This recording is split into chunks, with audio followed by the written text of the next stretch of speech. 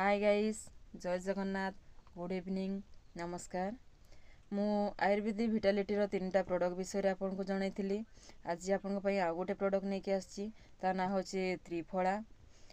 तो जो आम आयुर्वेदिक तैयारी होती तो यही प्रोडक्ट द्वारा माने बहुत जो बढ़िया रिजल्ट पाई मु भी किछि दिन है यूज करछि।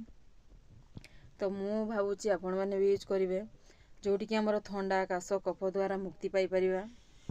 तो ये आमर 10 वर्ष ऊपर को पिला माने भी खाई पारे 10 ml लेखा यूज करें।